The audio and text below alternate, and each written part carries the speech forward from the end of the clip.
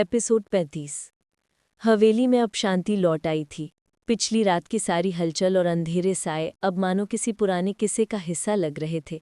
Mother Aarav और मेहर के दिलों में गहराई से छिपा ये एहसास था कि ये शांति स्थायी नहीं, बस एक लंबी लड़ाई की शुरुआत है। सुबह की पहली किरणें हवेली के पुराने शीशों से होकर अंदर आईं। बगीचे में खिले फूलों से हल्की खुशबू उठ रही थी, जो हवेली की जर्जर दीवारों तक भी फैल रही थी। नौकर चाकर भी अब सहज थे। जहां पहले उनकी आंखों में डर और बेचैनी होती थी, वहां अब उम्मीद और विश्वास चमक रहा था। मेहर बरामदे में खड़ी थी। उसकी नज़रें दूर तक फैले खेतों पर थीं और हवा से उसके बाल उड़ रहे थे। वो एक गहरी सांस लेकर बोली, आरव, कितनी अजीब बात है ना, ये हवेली जो कभी डर और लालच का प्रतीक थी, अब एक नई जिंदगी की शुरुआत का गवाह बन रही है। आरव उसके पास खड़ा मुस्कुरा रहा था। हाँ मेहर, लेकिन अभी काम खत्म नहीं हुआ है। विक्रांत के पीछे कौन था, किसने उसे इस हद तक उकसाया, ये सवाल अभी बाकी है। मेहर ने उसकी ओर मुड़कर कहा, तुम्हें लगता है कोई और भी इस सब के पीछे है? आरव ने गंभीर स्वर में उत्तर दिया, हाँ मेहर, बाकी है। विक्रांत तो बस एक मोहरा था। उसके पास इतनी ताकत और संसाधन अकेले नहीं हो सकते थे। हवेली की पुरानी फाइलें, गुप्त दरवाजों की जानकारी, ये सब उसे कैसे मिला? कोई अंदर से मदद कर रहा था। मेहर की आंखों में चिंता उतर आई। मतलब खतरा अभी खत्म नहीं हुआ है? आरव ने धीरे से उसका हाथ थाम लिया। खतरे से भागना हमारी फितरत नहीं, अब हमें हर सच का सामना करना होगा। उसी वक्त हवेली की बुजुर्ग देखभाल करने वाली दादीमाँ जैसी शख्सियत गोमती काकी आईं, हाथ में एक पुरानी डायरी लेकर। बाबूजी, ये डायरी मुझे हवेली के तहखाने से मिली है, शायद ये आपके दादाजी की हो। आरव ने डायरी खोली। उसके पन्नों से धूल उड़ गई, मगर अक्षर साफ साफ थे। इसमें हवेली के गुप्त राज लिखे थे, सुरंगों का जिक्र, पुरानी दुश्मनियों का इतिहास और एक रहस्यमयी नाम, समरनाथ। मेहर ने नाम पढ़ते ही कहा, ये समरनाथ कौन है? आरव की आंखें सख्त हो गईं। यही तो सवाल है। लगता है असली खेल उसी ने शुरू किया था।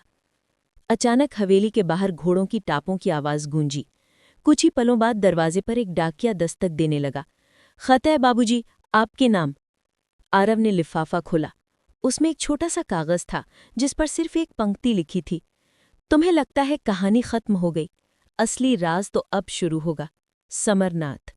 मेहर ने कागज पढ़ते ही सांस रोक ली। ये वही नाम है। आरव ने कागज को मोड़ा और आंखों में दृढ़ता भरते हुए कहा, तो खेल अभी बाकी है और अब हमें उसे ढूंढना होगा। आरव और मेहर ने तय किया कि हवेली से जुड़े पुराने राज समझने के लिए उन्हें शहर जाना होगा। वहां कुछ पुराने दस्तावेज और गवाह मिल सकते थे। हवेली से निकलते वक्त मेहर ने कहा, क्या तुम्हें लगता है शहर में हमें कोई सुराग मिलेगा? आरव ने हल्की मुस्कान दी। सच हमेशा कहीं न कहीं छुपा होता है, बस उसे तलाशने की हिम्मत चाहिए। शहर के बीचों बीच एक पुराना पुस्तकालय था, जहां हवेली और उसके मालिकों के इतिहास से जुड़े कई दस्तावेज रखे थे। लाइब्रेरियन ने उन्हें देखते ही कहा, आप हवेली वाले हैं ना? बहुत लोग यहाँ आकर खोजबीन करते हैं, लेकिन असली सच कभी किसी को नहीं मिला। आरव ने जवाब दिया, इस बार सच जरूर मिलेगा। वे दोनों मोटी मोटी किताबों और रजिस्टरों के ढेर में खोज करने लगे। घंटों बाद मेहर को एक पुरानी फाइल मिली। उसमें हवेली के बादा के जमीन के झगड़े और एक बड़े धोखे का जिक्र था। उसमें लिखा था, समरनाथ नाम का एक व्यापारी जिसने दोस्त बनकर पीठ पीछे वार किया। मेहर ने धीरे से कहा, तो ये दुश्मनी पीढ़ियों पुरानी है? आरव की मुट्ठियां भिंच गईं। मतलब ये लड़ाई कभी रुकी नहीं है, हम सिर्फ इसकी अगली कड़ी में फंसे हुए हैं। पुस्तकालय से निकलते ही एक आदमी उनके पीछे पीछे चलने लगा। उसका चेहरा गमछे से ढका था। मेहर ने डरकर कहा, आरव, वो आदमी हमारा पीछा कर रहा है। आरव ने मुड़कर देखा। हाँ, मैंने नोटिस किया है। आरव अचानक रुका और जोर से बोला, कौन हो तुम? पीछा क्यों कर रहे हो? वो आदमी हड़बड़ा गया। उसके चेहरे से गमछा हट गया। वो लगभग 50 साल का था, चेहरा थका हुआ मगर आंखें तेज। मेरा नाम रघुनाथ है, मैं तुम्हारे दादाजी का नौकर था। मेहर ने चौंक कर पूछा, तो तुम हमारा पीछा क्यों कर रहे थे? रघुनाथ ने इधर उधर देखा और धीमी आवाज में बोला, क्योंकि अगर कोई जान ले कि मैं तुम्हें सच बता रहा हूं तो मेरी जान खतरे में पड़ जाएगी। रघुनाथ ने फुसफुसाते हुए कहा, समरनाथ अब भी जिंदा है, उसने अपनी पहचान छुपा रही है। और अब शहर के बड़े कारोबारियों में शामिल हो चुका है। विक्रांत उसी के इशारे पर चला। आरव का दिल जोर से धड़कने लगा। तो असली दुश्मन वही है, रघुनाथ ने आगे कहा। लेकिन सावधान रहना, वो आदमी सिर्फ धनवान नहीं बल्कि चालाक और खतरनाक भी है। उसके लोग हर जगह फैले हुए हैं। मेहर ने कांपती आवाज में पूछा। तो अब हमें क्या करना होगा? आरव ने दृढ़ता से कहा। हमें उसे बेनकाब करना होगा, उसके झूठे साम्राज्य को गिराना होगा। रघुनाथ ने उन्हें एक पुराना नक्शा दिया। उसमें हवेली से जुड़ी एक गुप्त सुरंग दिखाई गई थी जो सीधे शहर के पुराने किले तक जाती थी। यही सुरंग उसके राज तक ले जाएगी, रघुनाथ बोला। लेकिन वहां जाना खतरे से खाली नहीं। आरव ने नक्शा कसकर पकड़ा और मेहर की ओर देखा। डर का वक्त बीत चुका है, अब हमें हर राज खोलना होगा। मेहर ने हल्की मुस्कान के साथ सिर हिलाया। तो चलो इस कहानी का नया अध्याय शुरू करते हैं। आरव और मेहर ने एक दूसरे की आंखों में देखा। उनके बीच अब कोई डर नहीं, सिर्फ संकल्प था। हवेली से निकली ये यात्रा अब उन्हें उस असली दुश्मन तक ले जाएगी जिसने पीढ़ियों से उनके जीवन को अंधेरे में ढकेला था। रात का अंधेरा अपनी पराकाष्ठा पर था। हवेली के चारों ओर फैले बगीचे में हल्की हवा सरसराहट के साथ बह रही थी। पेड़ों की शाखाएं आपस में टकराकर एक अजीब सी आवाज पैदा कर रही थीं, जैसे किसी गहरी साजिश की गवाही दे रही हों। अंदर हवेली की गलियों में हल्की पीली रोशनी जल रही थी, जो हर दीवार पर परछाइयों को और लंबा बना रही थी। अनिका खिड़की के पास बैठी थी। उसके हाथों में वो पुरानी डायरी थी जो उसे हवेली की लाइब्रेरी के एक बंद दराज से मिली थी। उसने कई पन्ने पढ़ डाले थे, लेकिन हर पन्ने के साथ उसकी धड़कन तेज होती जा रही थी। ये डायरी किसी और की नहीं बल्कि राजवीर की थी। हाँ, उसी राजवीर की जिसका नाम बार बार हवेली की पुरानी कहानियों में गूंजता था। उसने धीमे स्वर में डायरी के शब्द दोहराए। हर राज का एक बोझ होता है, और मैंने जो छुपाया है वो इतना भारी है कि किसी दिन ये पूरे परिवार को खा जाएगा। अनिका की आंखें चौड़ी हो गईं। आखिर राजवीर ने क्या छुपाया था? उसने खुद से पूछा। तभी कमरे का दरवाज़ा चरमराया। उसकी नज़र उधर गई तो उसे लगा कोई छाया फटाफट बाहर निकल गई। वो डर से सहर उठी। इसी बीच दूसरी ओर आरव और नील हवेली के पुराने तहखाने की ओर बढ़ रहे थे। दोनों के हाथों में टॉर्च थी। तहखाने का दरवाज़ा भारी लोहे का था और ऐसा लग रहा था मानो बरसों से खुला ना हो। नील ने हाथ रखते हुए कहा, क्या तुम्हें यकीन है यहीं कुछ मिलेगा? आरव ने दृढ़ आवाज में कहा। हाँ, दादी माँ हमेशा कहती थी इस हवेली की जड़ें ऊपर से नहीं नीचे से मजबूत हैं, यानी तहखाने में ही वो राज छिपा है जो सबको बांध कर रखे हुए है। काफी कोशिशों के बाद दरवाज़ा चरमराते हुए खुला। अंदर अंधेरा इतना गहरा था कि उनकी टॉर्च की रोशनी भी उसे पूरी तरह चीर नहीं पा रही थी। लेकिन जैसे जैसे वे नीचे बढ़े उन्हें दीवारों पर उकेरी गए अजीब निशान नजर आने लगे।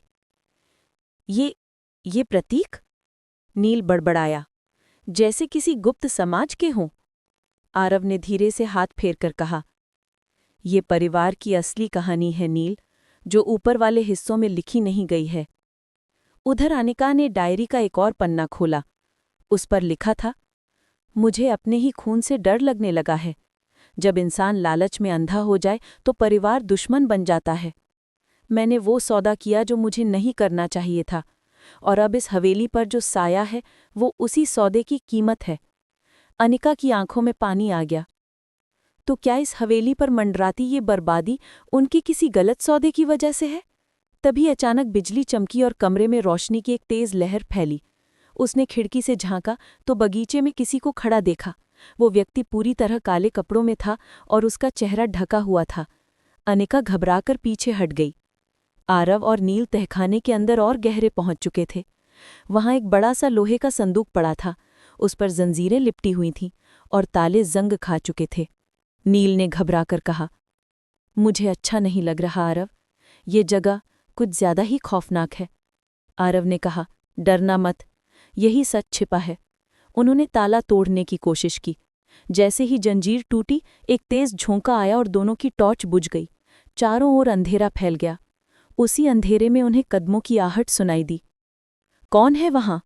आरव चिल्लाया, लेकिन कोई जवाब नहीं आया। केवल सन्नाटे में धीमी सी फुसफुसाहट गूंजी। सच जानना इतना आसान नहीं है। दोनों कांप उठे।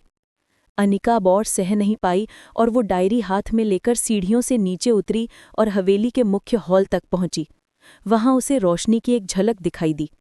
उसने सोचा शायद आरव और नील वहीं हों, लेकिन जब वो पास गई तो देखा एक औरत वहां खड़ी थी। उसकी आंखों में अजीब सी चमक थी और उसने धीरे धीरे कहा, तुम बहुत दूर आ गई हो अनिका। अनिका घबरा कर बोली, आप कौन हैं? औरत ने मुस्कुराकर कहा, वही जिसकी वजह से ये हवेली आज भी जिंदा है, लेकिन अगर तुमने ज्यादा छानबीन की तो तुम यहां से कभी बाहर नहीं जा पाओगी। अनिका ने कदम पीछे खींचे, लेकिन तभी औरत अचानक गायब हो गई। इसी बीच आरव ने हिम्मत करके फिर टॉर्च जलाई। उन्होंने संदूक का ढक्कन खोला। अंदर पुराने कागजात, सोने के सिक्के और कुछ चिट्ठियां थी, लेकिन सबसे ज्यादा चौंकाने वाली चीज थी खून से सना हुआ कपड़ा। नील ने डर से पूछा, ये किसका हो सकता है? आरव ने गंभीर स्वर में कहा, यही तो हमें पता लगाना है, लेकिन एक बात तय है, इस हवेली का इतिहास सिर्फ शानो शौकत का नहीं है, ये खून और धोखे से लिखा गया है। दोनों चुप हो गए। सिर्फ उनके दिल की धड़कनों की आवाज उस सन्नाटे को तोड़ रही थी। अनिका तेजी से तहखाने की ओर भागी। उसे लगा कि वहीं सबका जवाब मिलेगा। जैसे ही उसने तहखाने का दरवाज़ा खोला, अंदर से हल्की रोशनी की झलक आई। वो अंदर दाखिल हुई और देखा आरव और नील पहले से वहां थे। अनिका, तुम यहाँ? आरव चौंक गया। अनिका ने हाफते हुए कहा, हाँ, मैंने डायरी पढ़ी है, सब कुछ राजवीर से जुड़ा है और हवेली पर जो साया है वो उसके किसी पुराने सौदे की वजह से। आरव ने तुरंत पूछा, क्या लिखा था उसमें? अनिका ने जवाब दिया, उसने खुद माना था कि उसने परिवार के खिलाफ कुछ किया था और उसी के कारण ये हवेली श्रापित है। नील ने चिंतित होकर कहा, तो क्या हम सब खतरे में हैं? अचानक फिर वही फुसफुसाहट गूंजी, खतरा तो बस शुरुआत है। तीनों के चेहरों पर सन्नाटा छा गया। वो समझ गए थे कि अब पीछे हटना नामुमकिन है। हवेली का हर कोना उनके लिए एक जाल था। आरव ने दृढ़ता से कहा, अब हमें सच का सामना करना ही होगा, चाहे इसके लिए हमें अंधेरे में उतरना पड़े। अनिका ने सहमते हुए उसकी ओर देखा, लेकिन उसकी आंखों में भी अब जिज्ञासा और साहस झलक रहा था। ठीक है, चलो इस खेल को आखिर तक खेलते हैं। नील ने हल्की मुस्कान दी, लेकिन याद रखना, जो सच मिलेगा वो हमें शायद तोड़ भी सकता है। तीनों ने एक दूसरे की ओर देखा और संदूक में रखे कागजात उठाने शुरू किए। अब उनके सामने वो रास्ता खुल रहा था जो हवेली के अंधेरे को हमेशा के लिए उजागर करने वाला था। हवेली की गहरी और सघन अंधेरी गलियों में तीनों, आरव, नील और अनिका, अब धीरे धीरे आगे बढ़ रहे थे। तहखाने से निकली पुरानी सीढ़ियों पर हर कदम उनके लिए खतरे का संदेश था। दीवारों पर जमी धूल और मकड़ी के जाले उनके अतीत की याद दिला रहे थे, जैसे हर कोना किसी रहस्य को दबाए हुए हो। आरव ने टॉर्च की रोशनी सामने दीवारों पर फैली चिन्हों की ओर की। ये चिन्ह किसी गुप्त समाज या पुराने वंश का प्रतीक लग रहे थे। उनकी आंखों के सामने हर चिन्ह कुछ कह रहा था, चेतावनी, संकेत या शायद कोई मार्गदर्शन। नील ने हल्की आवाज में कहा, आरव, ये प्रतीक, ये सिर्फ संकेत नहीं है, कुछ तो छिपा हुआ है यहाँ। आरव ने सिर हिलाते हुए कहा, हाँ, और हमें वही ढूंढना होगा।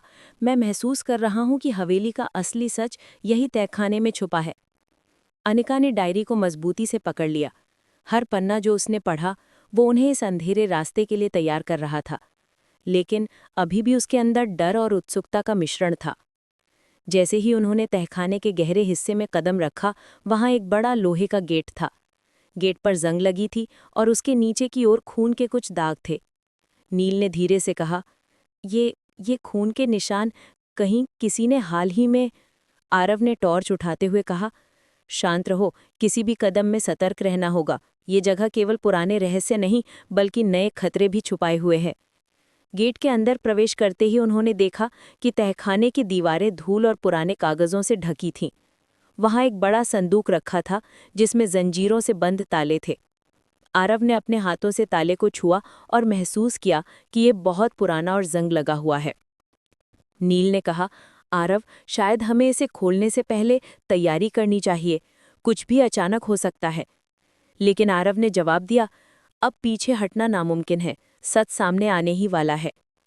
जैसे ही उन्होंने जंजीर तोड़ी और संदूक खोला, उनके सामने जो दृश्य आया उसने उन्हें स्तब्ध कर दिया। संदूक के अंदर पुराने दस्तावेज, सोने और चांदी के सिक्के और कुछ पुराने हथियार रखे हुए थे। लेकिन सबसे महत्वपूर्ण था एक पुराना कागज जिसमें खून के दाग थे। आरव ने धीरे से कागज उठाया और पढ़ना शुरू किया।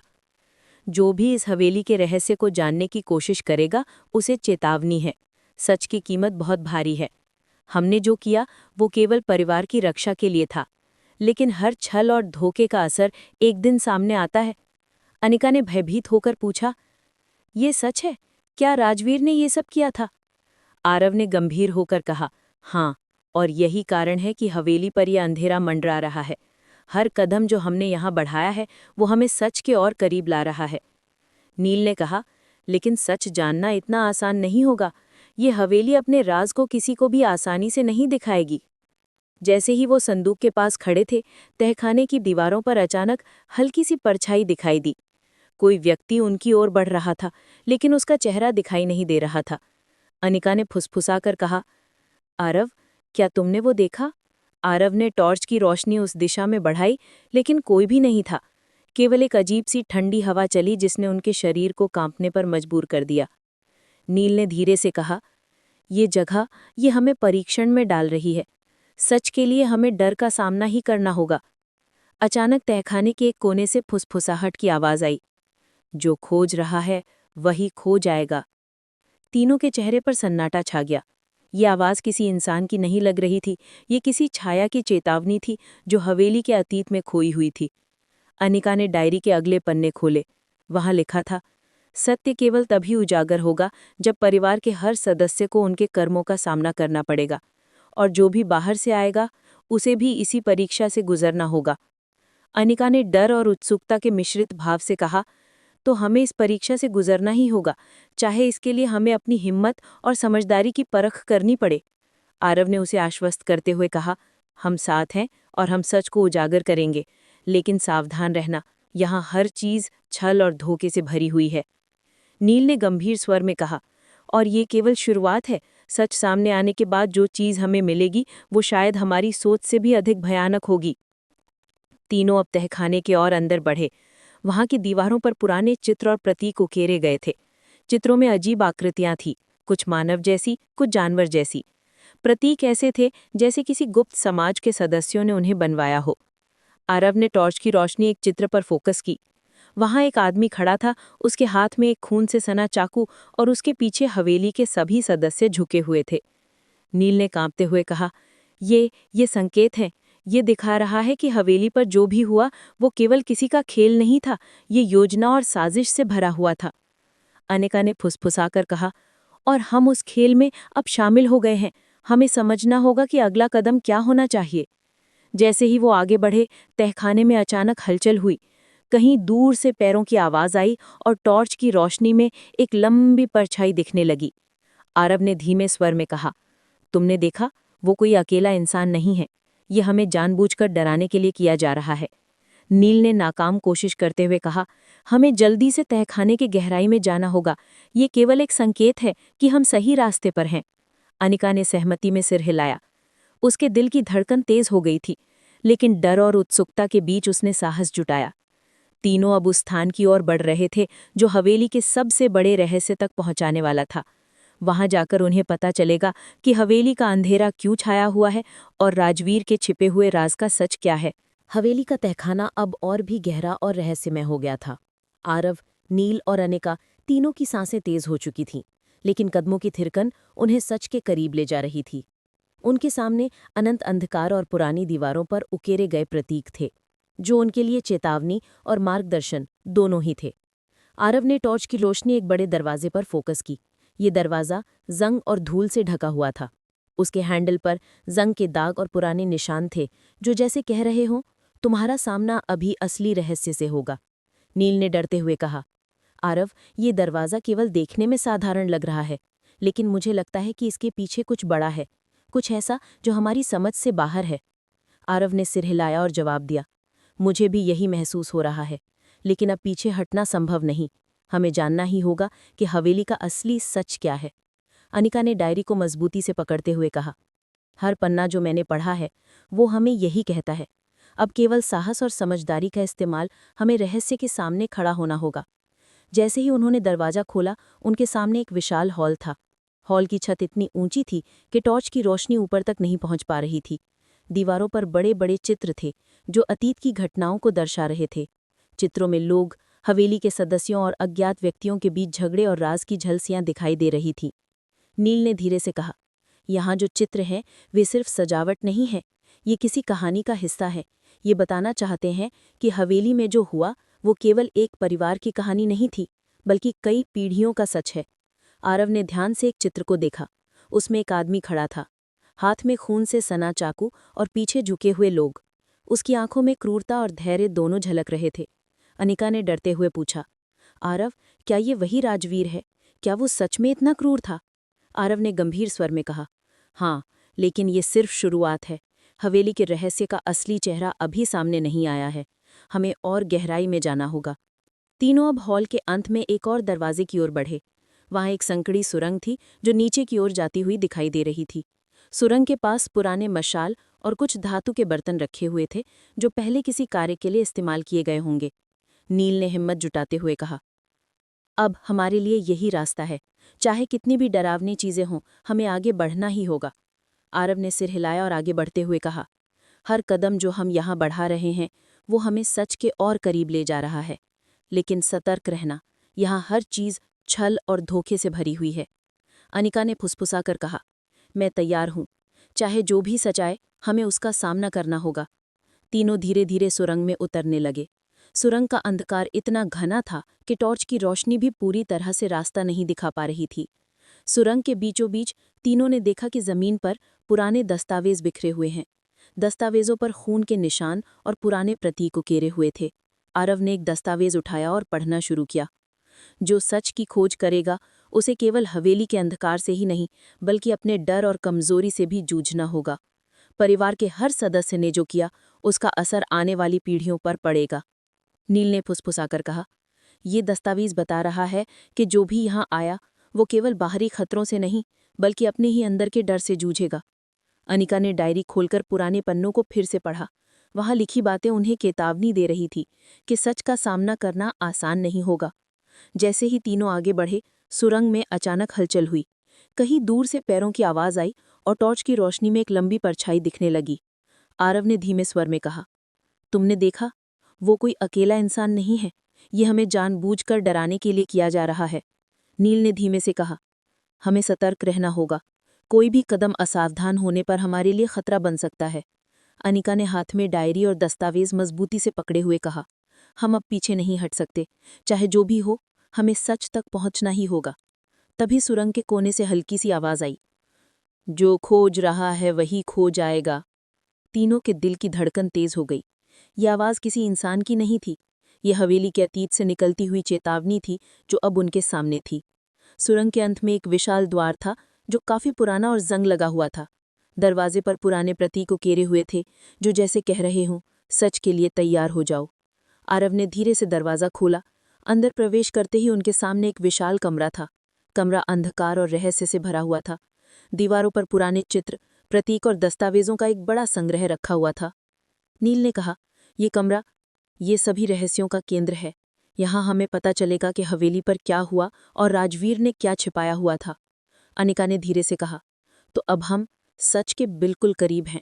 चाहे जो भी सामने आए, हमें उसका सामना करना होगा। आरव ने सिर हिलाया और कहा, हवेली का असली राज अब हमारे सामने खुलने वाला है। लेकिन याद रखना, सच की कीमत बहुत भारी होती है। तीनों अब उस कमरे में प्रवेश करने के लिए तैयार थे जहां हवेली का सबसे बड़ा रहस्य उन्हें इंतजार कर रहा था। उनकी हिम्मत, साहस और बुद्धि अब उनकी सबसे बड़ी ताकत बन चुकी थी। हवेली का रहस्य अब चरम सीमा पर पहुंच चुका था।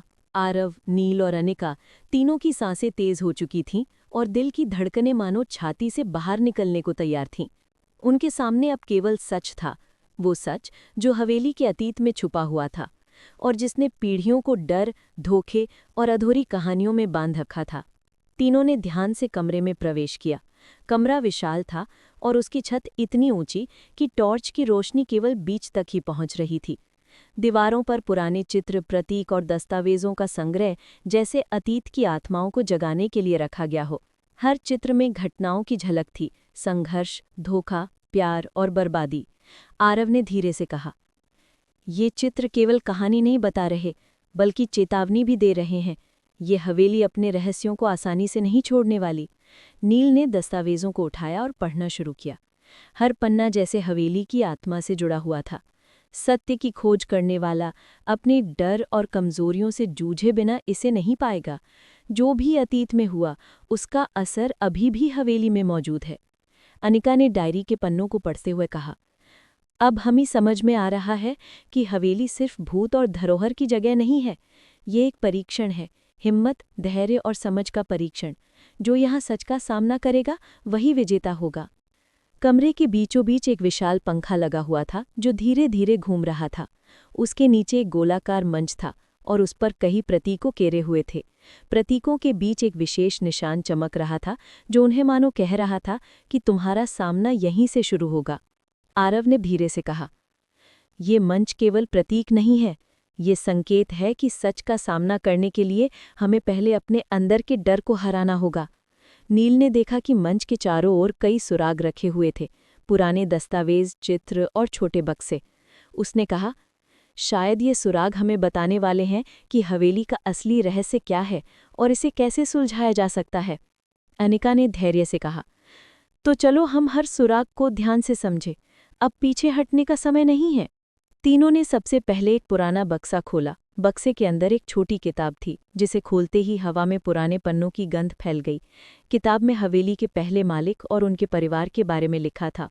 आरव ने पढ़ते हुए कहा, ये किताब बताती है कि हवेली के पहले मालिक ने अपने परिवार की सुरक्षा के लिए कई रहस्य छुपाए।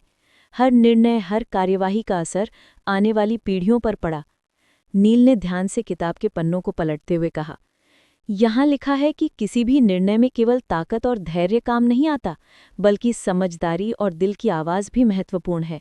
यही रहस्य का असली सूत्र है। अनिका ने कहा, तो हवेली का रहस्य केवल भौतिक चीज़ों में नहीं है, ये हमारी सोच, हमारी समझ और हमारे डर को पार करने में छुपा है। जैसे ही तीनों आगे बढ़े, कमरे के अंत में एक बड़ा द्वार दिखाई दिया। द्वार जंग और धूल से ढका हुआ था, लेकिन उसकी बनावट और प्रतीक इतने स्पष्ट थे कि वो कहना चाह रहा हो कि सच यहाँ है। आरव ने धीरे से द्वार छुआ। उसे महसूस हुआ कि द्वार केवल फिजिकल नहीं है, बल्कि ये उनके अंदर की हिम्मत को भी परख रहा है। नील ने कहा, अब हमें सच के बिल्कुल पास पहुंच चुके हैं।